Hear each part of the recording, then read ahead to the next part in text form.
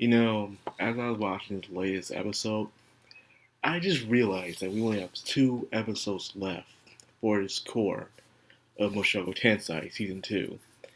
And I'm like, damn, this only so long. I'm dead serious. You get 12 episodes, usually you get your your viewings worth. But no, man, you feel like this went by fast. Every episode goes by fast. And then again, people say the same thing for Season 1. Episodes just go by fast because you're just enjoying them.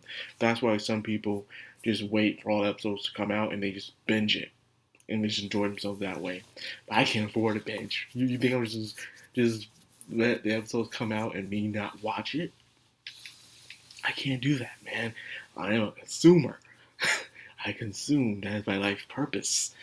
But anyways, yeah, just 2 episodes left, and I have a feeling I know how it's going to end, especially based on how things are going through this episode. Now, this episode really had, different events happening. Him talking about his day life, him having a little clan meetup, and even just wandering around town and just thinking about how to fix his problem. It was, some would say it was all over the place, but it wasn't. It had one theme of him thinking about what to do with himself. Things are going smoothly, but what he came there for was not working out for him. He's there. He has tons of friends, by the way. He has 2 apprentices. He has Bondi Gandhi. He has Zonoba, Julie. He got Fitz, Silent 7 Stars, Nanahoshi. He got the friends now. Things are different. He does training. He even does training with Bondi Gandhi. Now, they skipped some scenes with Bondi Gandhi. They're not entirely important, but at the same time, it would have been nice to have some info dump. You know, he even asked him the question about why did he desire strength, and which is an important question. But there are other things that he talked about with Bondi Gandhi as he was training. For instance, how he doesn't have any fighting spirit. What is fighting spirit? Fighting spirit is like a core, like self-defense armor that strong fighters use to cover themselves with. And almost anyone can use it.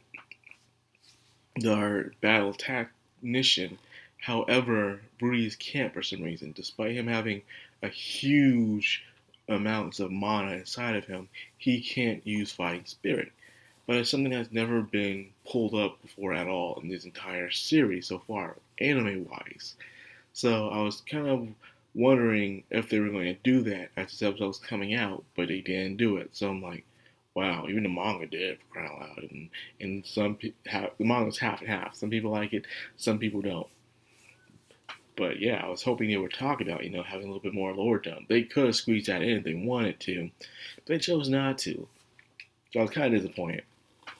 And of course, the scene, I was wondering how people were going to react to seeing watching Julie drink.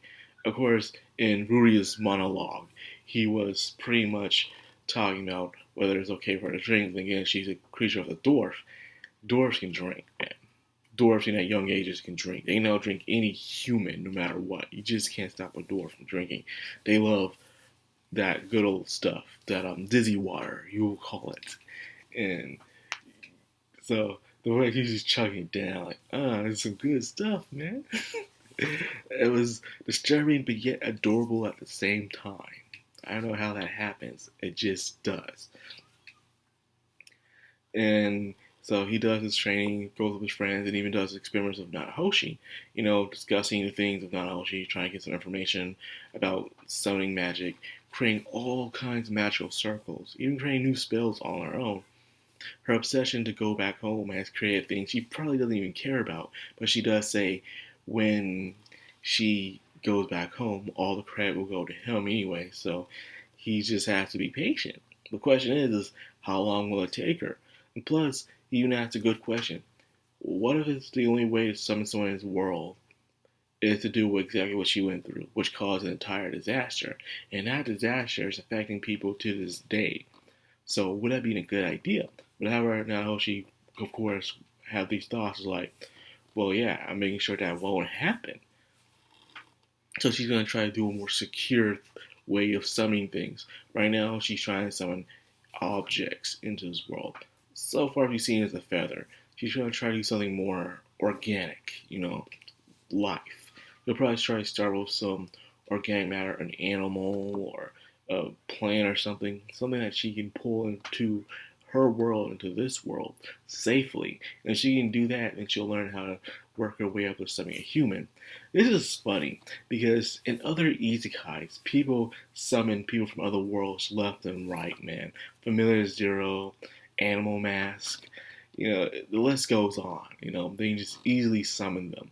Even if they don't have to be a god character, it can just be someone with good magic. Familiar Zero comes to mind, where Louise just summons Saito for her summoning for her familiar. Has to be Saito of all things. But yeah, watch Familiar Zero. Good show.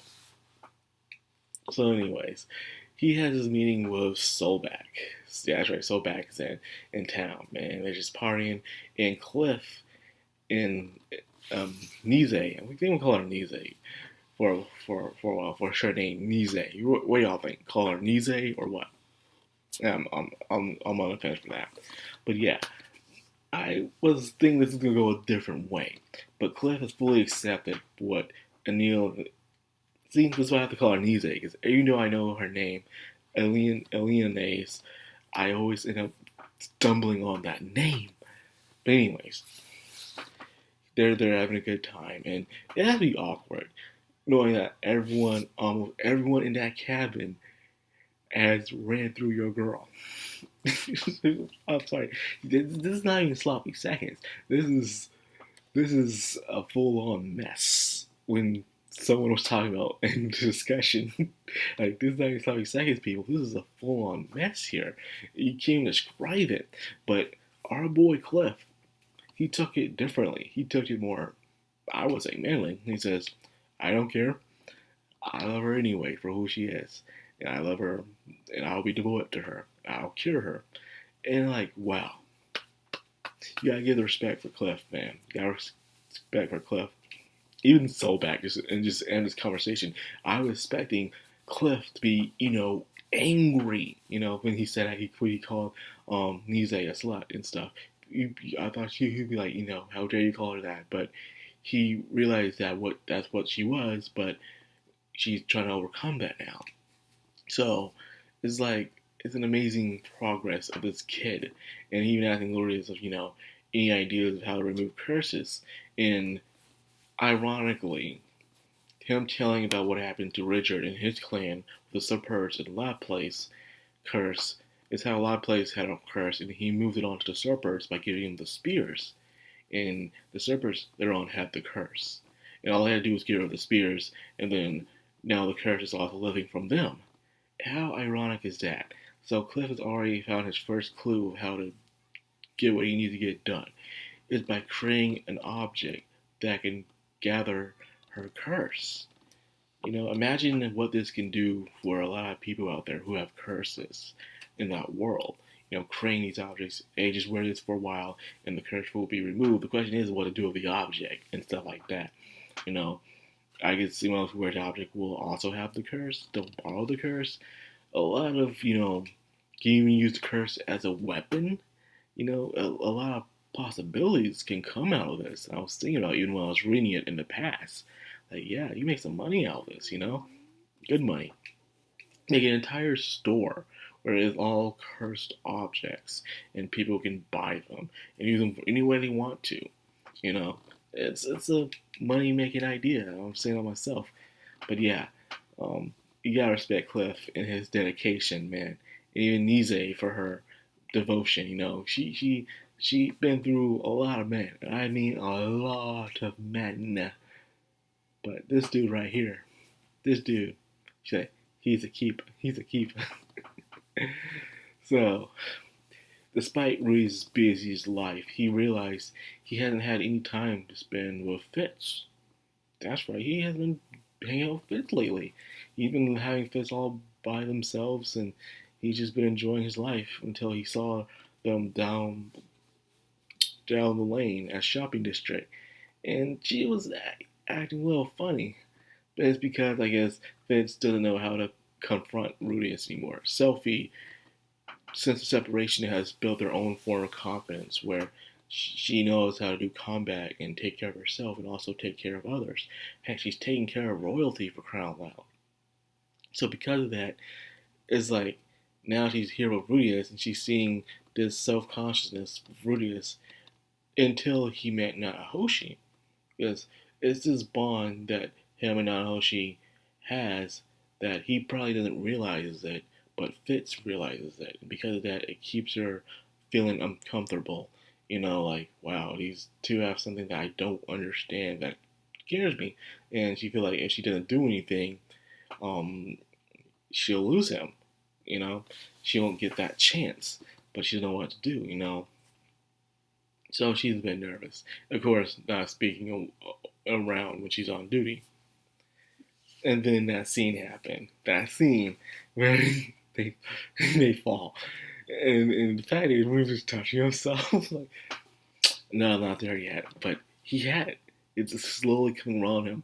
It's like he's working his way, her way into his heart. You know, going to the heart, then going down to the lower section. But it's going to take some time. Get some veins popping up.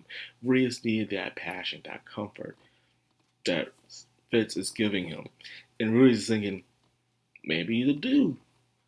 If he's a dude, what do you do? You know, maybe Rudy's thought about swinging that way, but I guess he doesn't want to, and we respect his decisions. So he's trying to find out everything about Fitz, but it's not happening. But until he realizes that, yeah, Fitz is a girl. Fitz is a girl, but even knowing this, he has to still keep treating her like a man because that is her role. So I'm glad he respected that, you know. Because right now he doesn't know it's Selphie. So he still sees it as Fitz. So knowing Fitz is a girl, he wants to keep this relationship that he has with Fitz because Fitz is someone he truly respects. So he's going to, you know, not be like, oh, treat him differently. Remember, he went through the same situation with Selphie when they first met. He thought Selphie was a boy. Remember? And then the rain scene, the bathtub, and he realized it was a girl. And it's kind of the same way. It's kind of the same way, man. It's repeating itself over and over again, and it's kind of funny. So, anyways, yeah, 2 episodes left, people. My goodness, where did the time go? Where did it go? And I believe part 2 ain't coming until like what, winter or spring. So we got some time ways off. But anyways, I'm enjoying what we have so far, and I hope you guys are too. So if you like this video, like, comment, subscribe, and of course hit that bell icon. This has been Madcrownxox on Anime. Signing out.